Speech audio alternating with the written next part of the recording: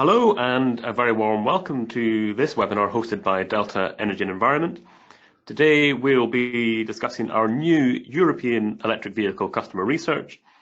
Over the last few months we've been surveying existing EV owners and owners of conventional petrol and diesel vehicles across Europe to shed light on how EVs are being charged, what EV brands are coming out on top, how customers' needs and preferences are changing, and importantly, how customers differ from one European country to the next. During this webinar, we'll be exploring some of the highlights we have uncovered during this research. We are delighted to have so many people joining us today, and from such a broad range of different sectors and countries. We have attendees from the energy sector, the automotive sector, public sector, finance sectors, and many others as well. And I think it's a real testament to the changes we are seeing towards the electrification of transport and the broad range of stakeholders that will need to work together to enable a fast and efficient transition towards the electrification of transport. There are still quite a few people dialing in, I can see, but since it's gone past half past the hour, I think we'll make a start. So let's just make sure the technology works. Okay, so first of all, let me introduce you to my two colleagues who are joining me today. So with me in our Edinburgh office is my colleague Matty. Hi everyone. And also joining is another colleague, Alex Lewis-Jones, who's joining from the London office. So come in, Alex. Hi John, hi Matty. Yeah, greetings from sunny London. Looking forward to chatting about EV charging with everyone today. Thank you, Alex. Yeah, we can hear you loud and clear, so thank you for that. And my name is John Murray, and I'll be hosting today's webinar.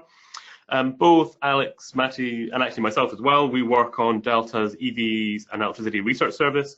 This service focuses on the intersection between the electricity sector and the EV industry and provides insights and market intelligence across Europe.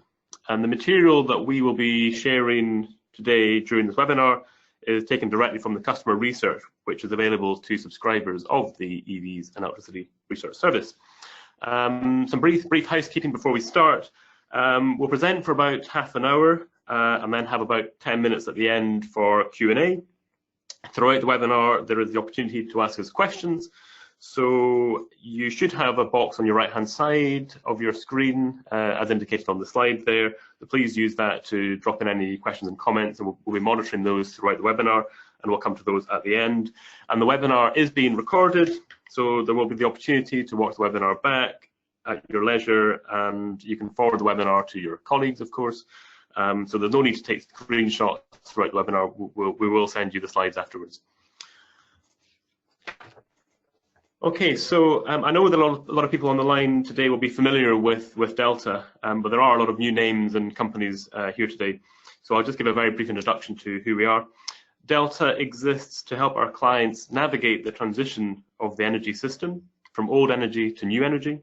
And we provide advisory services to help our clients develop the best strategies, business models, and customer propositions for the energy transition.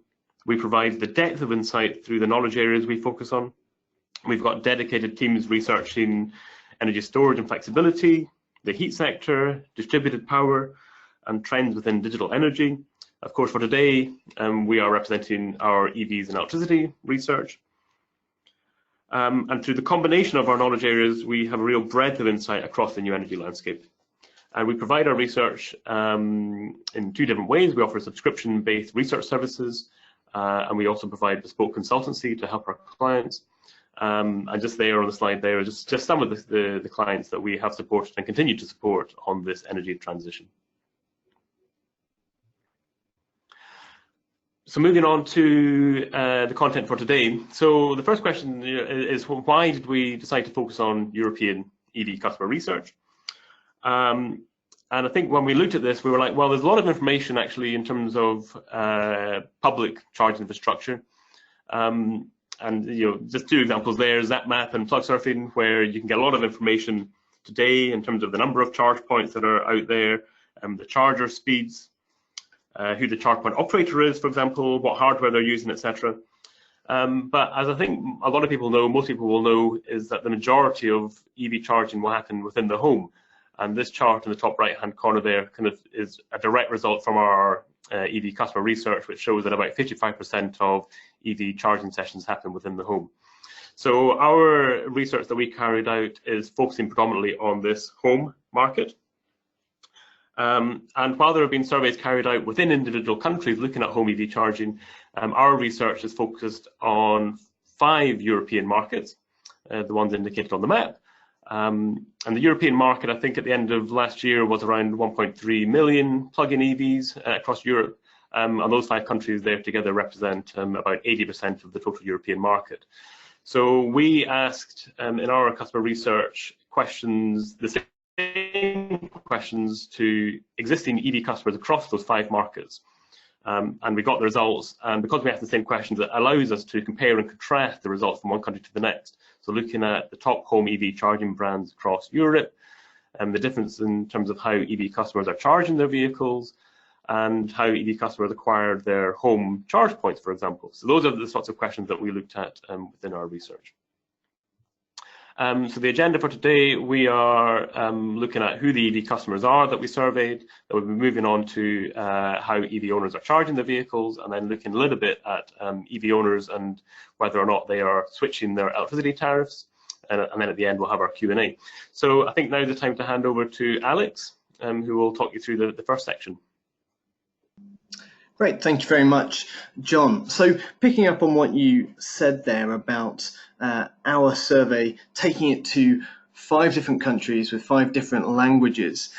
When we did this, we managed to get just over 500 different individuals responding to our survey, and that they were split evenly across the 5 countries. Now, looking at it, that isn't the largest number of participants. We've seen surveys with much larger numbers. So to make sure that what we're telling you is useful, we have done a statistical analysis on this. So all the differences between countries that we'll talk about today have been tested at a 95% level of statistical accuracy. So let's talk about some of those differences in the customers. We asked them a range of questions on who they are. And first of all, we found, well, yeah, they're typically younger and living in urban areas. If you look at the graph on the left here, we can see most respondents were between the ages of 25 and 44 years old. And also looking at the right, we can see most people were saying they were living in urban areas. We know that a lot of younger people typically live in more urban areas. And also we know that from previous surveys, younger people tend to be more open to the idea of electric vehicles. So that didn't necessarily surprise us. Another thing to consider is that people living in urban areas might do shorter journeys and might have greater access to that public charging infrastructure as well. So they might be easier candidates for moving into an EV earlier. Now, we wanted to ask one of these critical questions that always gets debated when you're talking about EV charging. Do you have access to parking at home? And if so, what kind of parking arrangement is it?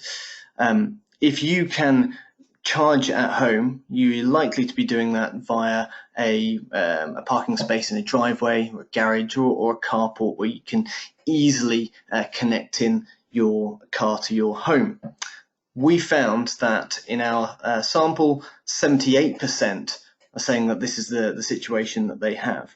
So this is much higher than the national averages across all of these, all the countries, especially places like the Netherlands and France, where we know that a lot of people rely on on-street or communal parking arrangements. But just to pick up on the on-street side, we saw that only 7% of this sample really are relying on parking in a public on-street parking space. So this is evidence that, again, this is an early adopter environment. These are the people where EV makes sense for them because they have that ability to charge at home. This may well change over many years, but this is what the situation is right now. Okay, we wanted to ask why did they get their EV? So there might be various different motivations, and if you are familiar with EV research, the top two, the ones at the bottom of the graph there, won't come as a surprise to you. So the environmental benefit of EVs and the financial benefit of EVs have come out top as the key motivators. We know that people in EVs right now typically are more engaged with the climate change or increasingly the air quality agenda. So the environment is a key issue for people. But also we know that the operating costs of electric vehicles are much lower than combustion engines. So that is winning people over as well. I wanted to highlight just one further one here, which is about it just being a more appealing vehicle. We compared the owners of cars, of EVs, that got them many years ago and why they bought them then, compared with those who've just bought them in the last few months. And we found that this is the fastest growing motivator. The latest cars are just more appealing than internal combustion engine vehicles. This is a trend that's set to increase, and certainly with the Model 3 coming in from Tesla into Europe in March of this year, we think that this is going to change the environment and change the reasons why people are getting into an EV. I think it's also good to contrast as well that there's significant differences between the countries, and you can also kind of infer, for instance, some differences between what different policies are having an impact on, and that really has a big impact. So these pictures will not be the same for every country as well. Agreed. Thank you, Matty. And finally, just talking about those different cars, we wanted to ask people, okay, what exactly do you have? It helps us to analyze the differences between different drivers. If you're a Nissan Leaf driver, how do you behave towards charging compared to a Renault Zoe, for example? But also to validate that our sample is useful and representative. And again, not many surprises there if you are familiar with the industry. The different cars presented are the preferred or the most popular cars being sold out on the market right now. It was great to see a lot of the new models coming through. For example, there were a few Tesla Model 3 owners, as well as other new models like the Audi e-tron that is popular in certain countries like the Netherlands and Norway. One notable thing is that a lot of these are fully electric vehicles. They are BEVs. There are far fewer plug-in hybrid drivers taking part in this survey, and that was interesting because actually it wasn't quite as representative as certain markets. So here in the UK, we do have more plug-in hybrid drivers, and so we were wondering, what does that do to the results? But also, it's really helpful for us to analyze those who are BEV drivers, because this is what the future is going to be. And also, we know that these guys are definitely going to be charging rather than having the option of using the petrol engine. And I just want to come in, actually, we've just had a question from one of the listeners about whether we have this data split out per country. And the short answer is yes, we do. We've got all this data split by country, but actually we're reserving that for our subscribers of the service. So we're just presenting some of the highlights today. But if you want to discuss about how to get access to the kind of the country by country split, then do feel free to get in touch after the webinar. Yeah, and picking up on that Alex's point about the sample being primarily fully battery electric vehicles, that means that we have a really good glimpse on what that charging is. Really good look at what the charging is at home. And coming back to the graph that John said earlier, we have in our sample around 55% of all charging sessions happened at home. And of course, if you think of it, it's likely that the actual kilowatt hours that are being put into the batteries is actually probably more than 55%, because most people, when they charge at home, they will be charging for a longer period of time, and usually all the way up to 100% ready for the next morning. And also, while there aren't significant country level differences, it is clear that home charging range from around low of 45% to 65% per country in its share, but it was still by far the most dominant location in all of the markets. So it's by far the most important location, no matter which country it is. And actually, it'd be good to then think about, okay, how is this charging at home happening? And that's where we get to our first poll question. Yes, okay. So we have our first poll. Well, in fact, it's our first and only poll of the webinar. So the question that we'd like to pose to you, the listeners, is what percentage of EV owners, that's existing EV owners that we surveyed, charge at home using a regular electric socket? So in the UK, it'd be a 3-pin socket. I think in most other European markets, it's the regular sort of 2-pin electric socket versus using a dedicated EV charger. So you should have the poll on your screen now. We'll give you a couple of moments to choose your answer, and I can see some of the results are coming in already. Is it less than 50% of EV owners have charged at home using a regular electric socket, or 11 to 20%, 21 to 30%, and so on. So we'll just give you a few more seconds to consider the question and choose your answer, and then we'll close the poll. And then we'll publish the results in a moment or two.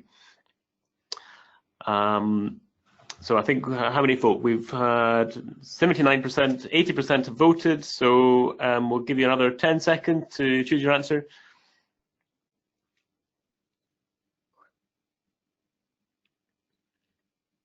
Final seconds. Okay. So that's it. We've closed the poll, and now are we showing it? Yeah, okay, so you should have the results on the screen. So what have we got? Over 40%, 32% of people, 31 to 40% of EV owners. This is difficult because there's two lists of percentages. About 20% to 31 to 40%. So it's quite a big split actually, quite an even split. But about a third of people saying over 40%. So there we go. And actually, a lot of the anecdotal evidence that we've heard is that a lot of people are using sort of what we call in the UK sort of the granny cable. But we asked the question in our survey, so we can share the results now. And actually, this is the result that we got from asking the EV owners across the 5 European markets, and it's 31%. So actually, the poll result got pretty close to that, I think. So it's about a third of existing EV drivers using their kind of regular socket to charge. Yeah, I think I guess in the poll there was a bit of a fair share of people who were saying that it's more than that, and over 40%. And I think this is also something a picture that is changing very rapidly. So, for instance, in some markets like the Nordics, if you would have asked this question 2-3 years ago, the percentage might be that it's 70% of people who are doing that. But we're already seeing that this percentage is constantly going down. But it's still a quite significant share of, a third of people still just use a regular electric socket. And also quite significant country level differences here again as well. But then if we go and look at that 60%, so that is most EV drivers are using a dedicated EV charge point. It's quite interesting to look at, okay, what kind of EV charge points are those? And when we look at the speeds, it's quite noticeable on this graph. On the blue, you have charge points that are 7 kilowatts or less, and then on orange, the share of charge points that are faster than 7 kilowatts. When we look at by country, actually looking at the UK, by far most of the chargers are 7 kilowatts or less, so around 80% of all the charge points, which is significantly slower than in all the other markets. And this is probably simply down to the fact that in the UK, how the electrical system is, that we rely predominantly on a single phase connection to the grid, which means that you're effectively limited on the output you can get from a charge point for most homes. We often get the question of, okay, will the UK be moving to a 22 kilowatt chargers? Will it get faster chargers? Well, the answer is probably not anytime soon, because that would require significant investment in upgrading the connection to the grid for most homes. And then conversely, if we look at the bottom of the graph, you have Germany, where the kind of picture's almost totally flipped. So there, over 70% of households have chargers that are faster than 7 kilowatts, primarily 22 kilowatt chargers. And it goes to show, I think, from the other customer research we've done, we know that Germans are typically more willing to invest significant sums in their home, or things like, well, here charge points, but also things like heating systems or home insulation or solar PV. And that's probably part of the reason. Also in Germany, all homes will have a three-phase connection to grid, so there's no issue there. So there's probably a trend as well underlying that a lot of German homes are probably kind of future-proofing the EV charge point installation to be ready for upcoming vehicles, to really make use of that faster speeds with higher battery capacity, and also the ability to make use of all that power. So yeah, it's definitely not a uniform picture across Europe, and this really translates to when you look at, okay, what brands are these charge points? It's not the same, it's not fully the same product in every market. And in our survey, we identified a total of 27 different brands across these 5 markets. And when you look at the kind of top 5 brands, we only account for 50% of the market. So that is really, really fragmented. And also a lot of the players in here, you'll see they'll only be local players. So they might only be active in one market. And of course, our sample is fairly small in the sense that there's also a lot more companies out there. So a really, really fragmented space in that sense. But it's interesting if you try and break this down a bit. Okay, what type of companies are these? We divide it into kind of 3 main categories here around companies that we call kind of charge point specialists. So a lot of these are smaller startups that have really come from a focusing on purely on charge points, and they account for almost 60% of the market. But often these are players that are very local or regional in nature, whilst on the other side we have the kind of incumbent electrical OEMs, and these large incumbent electrical OEMs and companies like Bosch, Schneider, Legrand, they often have a much kind of wider reach, so they're often more multi-market in their reach. Then finally, when you look at the car OEMs, it really looks that they're seriously lagging behind. But that's also partly because a lot of them are not really focusing on getting their brand of charge points into the home. So while the car OEMs make for a tiny share in our sample, they probably have a much more significant influence on what charge points get installed through the fact that when we asked our customers why they got a particular charge point, the dealerships have a really big impact on the choice that people make.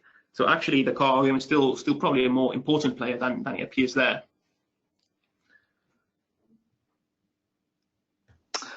Okay, thank you very much, Matty. Before we get into the Q&A, I know there's a lot of questions coming through at the moment. Please do keep them coming, and we'll try and answer as many as we can at the end. I just wanted to talk about switching energy tariffs. I know we've got a lot of utilities joining us today, and a lot of people looking at how does the customer relationship in domestic energy change when you get an EV. So we asked a couple of questions on this, one of which being, okay, after getting your electric car, did you switch your electricity tariff? Over a third, 36% of our sample said yes, we did. There was a considerable number saying no, but we did consider this as well. So what can we tell from this? Well, let's be careful with causation. Obviously, we don't know that necessarily that getting your EV has meant that people have decided to switch just because of that. They might just be people who are very engaged with finding the best deal for them. If they want to get into an EV rather than their old petrol car, then they're very engaged in switching behavior already. Equally, you could argue that, well, getting an EV, that is significantly increasing the electricity load at home. So you're going to want to make sure that you're getting the best price for it as well. So there is a big opportunity for marketing particular tariffs at these EV owners. We explored various factors around this, and one of the questions that we then asked was, okay, if you were to switch tariffs, how important would it be to have a 100% renewable electricity contract? An amazing 73% said, yes, this is important to us. That doesn't necessarily mean that they all switch just because of that. It might have been a better value deal, or there might be other things linked into the bundle, but we can clearly see that renewables is something that EV owners today really value. We know that a lot of the EV tariffs that are being developed across Europe are focusing on being 100% renewable only. But we just wanted to put a number to that to see whether there was really the demand for it and whether this will continue in the future. It looks like the demand is there. So if you are building propositions, whether it be from a supply side, but also in the technology, if you are building software or hardware that works to link EV charging with solar or with wind, there is a clear demand from the customer for this.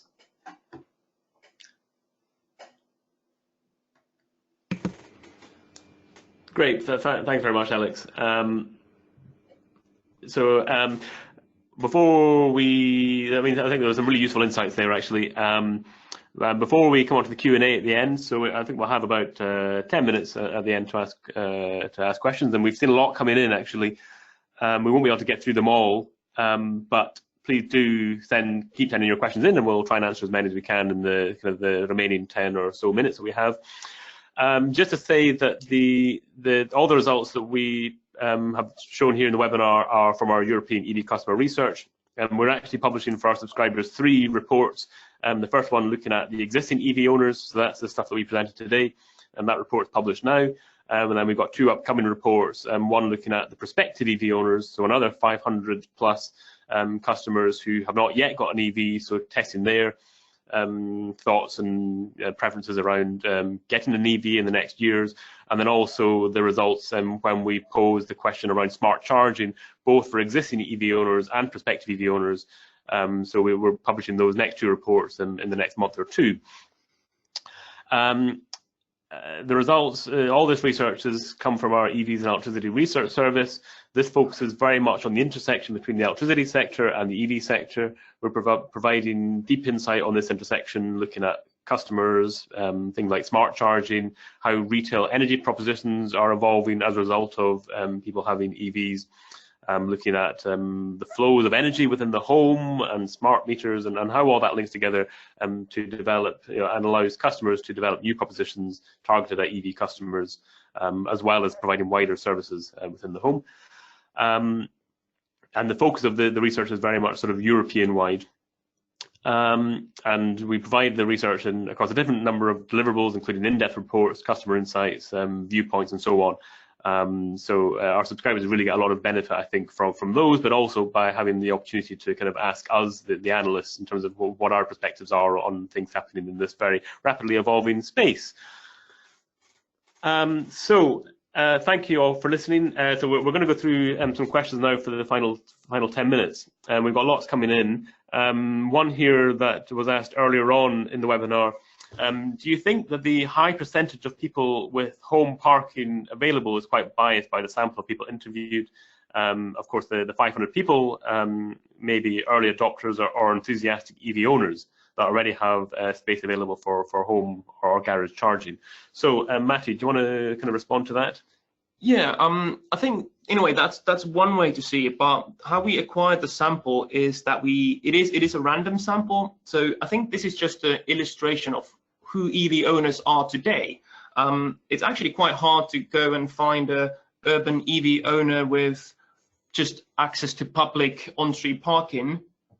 Those really do not exist in mass. So I think you can see it in 2 ways. One is that this is a picture of what today is looking like, what the today's market is looking like. But there's potentially 2, that this might be how things are for quite a while, unless there are solutions out there that address these issues. So it's clearly underlying issues why a certain demographic is not adopting EVs. And if that's not addressed by the industry, this is probably what the picture will look like for quite a while. Yeah, I mean, I think it's the point that the people that have access to off-street parking, that's less of a barrier for EV adoption, so they're more likely to buy an EV. And it may also be actually the folk that have access to off-street parking perhaps are living in sort of with larger houses, and perhaps just have the ability to buy EVs today, which are perhaps a little bit more expensive than conventional vehicles. But of course, that will change over the next 5 or so years. Okay, so thanks for that question. There's another one here. Well, we've got lots of questions actually, so thank you for that. And if we don't have a chance to answer your question during the webinar, we will try and come back by email after the webinar as well. There's a question here about recent reports that Renault wrote to their Zoe customers telling them not to charge using electric regular sockets as it was for emergency use only and could void the warranty of the car. And has there been any other reports of other EV auto companies with that? So as Alex, do you want to come in on that? I mean, what are your views on kind of voiding warranties by plugging in using your kind of conventional socket at home? Yeah, it's something that the industry is very concerned about, and I think one of the reasons why we wanted to get this statistic out there was to make sure that people are aware that not everybody's just going for a charge point. There are lots of people still plugging in. I think a lot of the dealerships are still at the very early phase of understanding this as well. You can still find, if you go along to buy an electric vehicle, try one out, go to a show where you can try one out. We are finding that even the salespeople for a lot of the auto companies still don't quite know how to explain this and might even still be recommending plugging into a regular electricity socket. That is changing, and there's a lot of support in various countries through EV associations or government-led initiatives to change that. But as things stand at the moment, it hasn't been the biggest issue for people. People have found that they have been able to keep charging, and a lot of these early adopters tend to be quite tech savvy as well. So they tend to make sure that whatever they're doing it to fit in with their homes. It doesn't blow a fuse for their home, let alone damage their car. Okay, thanks, Alex. There's another question. What's the scale of the increase in electricity consumption within the home? So I guess this is referring to how much more EV do you consume by charging your EV. Plugging it at home, Matty? Do you want to... Yeah, I think so. For a lot of homes, if you're on, let's say, gas central heating and just using electricity for everyday appliances, the increase can be very significant. So we can, for some homes, you can talk about even doubling your electricity consumption easily. But then again, it depends if you already have electric heating. For instance, in markets like Norway, where this is a predominant technology, of course the increase will be a lot less. I guess there's an important question specifically for both for the network side of things, but from a customer perspective is in terms of the cost savings that you might get from switching. So that's also one potential reason that people in certain markets might be switching less because they're already on electric heating, for instance. So they might have had already considered to make sure that they're on a good deal. But whereas, let's say in the UK with gas central heating, if I get an EV, that will definitely make me consider what type of tariff I'm on. Okay. And the question here, if such a high share of owners are not getting dedicated charging points, does that not suggest that the grant provision for these are inadequate? So I guess this is the point that actually the results were across all European countries and different countries, different markets have got different policies and support for incentives for having a home EV charge point. And I think maybe you're referring to the UK market, I'm not quite sure, but obviously we've got the policy in the UK to provide an incentive for having a home EV charge point. And actually I think we can share that actually in the UK there was a higher percentage of homeowners that have a dedicated EV charge point in the UK versus the overall average in Europe. But it is different from one country to the next. Yeah, and it's also interesting to note that there's the question of what type of charge points these are. So we also ask about what's the share of connected charge points, for instance, which is another big policy question in the UK as well. It's around having smart charge points. So that's also something that varies greatly between countries. Yeah. Question just come in there about the sample size. So there were over 500 EV owners surveyed, and existing EV owners for this research that we presented today, across the 5 different markets. And as it was mentioned earlier, we did do kind of statistical significance analysis to make sure that everything that we're reporting within the webinar and also within the report itself is statistically significant, so we can actually draw firm conclusions from the research. Yeah, could I just add to that, John? There was also a question about, as I mentioned, we had a higher number of BEV, the fully electric EV owners, than the market represents today. Should we try and statistically levelize that to reflect more of the plug-in hybrid owners?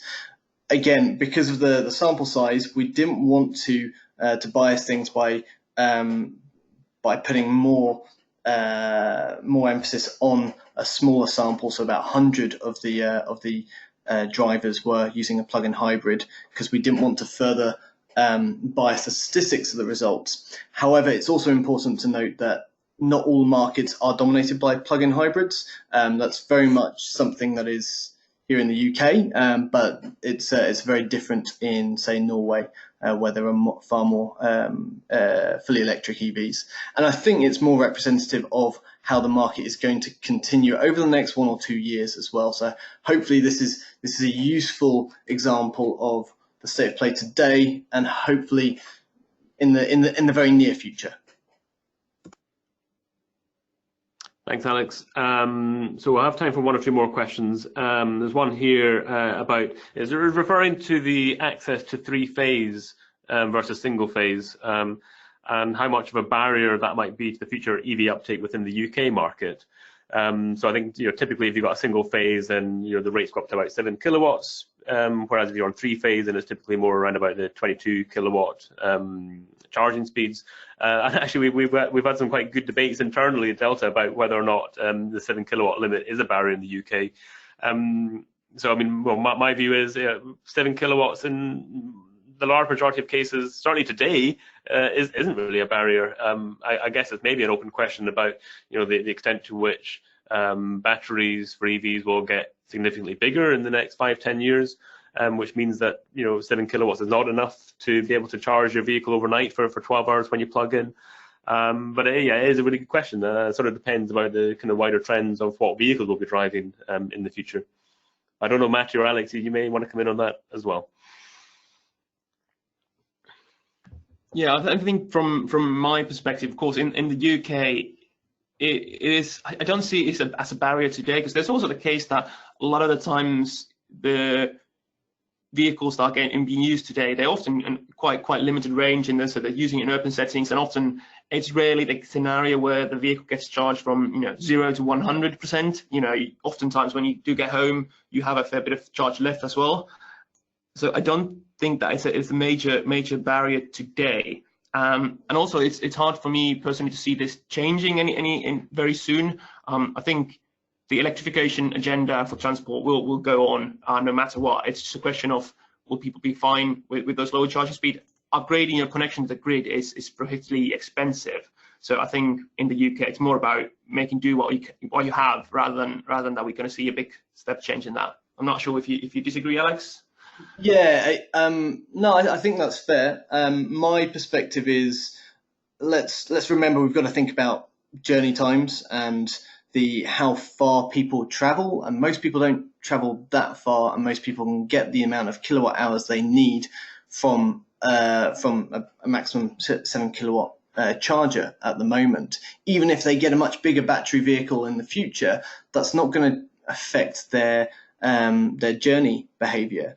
Now, I think for us, it's more a concern about, is this going to limit the desire to get an EV, because people are going to see that it's going to take over 10 hours to fully charge up a vehicle, and what's the implication of the new legislation coming through in the UK regarding smart charging? If I have to delay that, we need to make sure that the solutions are communicated to our prospective EV owners correctly so that they don't think that they're going to be left out of charge and out of pocket. Secondly, we also need to think about these combined electrification agendas. So when electrification of heat comes along and we're thinking of mass deployment of heat pumps in homes, do we have that capacity to share between a 22 kilowatt charge point and some form of heat pump as well? Then there'll be interesting questions there. Thank you, Alex. So I think that brings us to a close for the webinar. Thanks very much for all of you for listening. Thank you for your questions. For those questions that we haven't quite got the time to get to, we will come back separately by email. The slides will be sent out following the webinar later today. The recording will be posted online as well. So it just remains to say thanks very much for listening, and I hope to have you join us on another webinar in the future.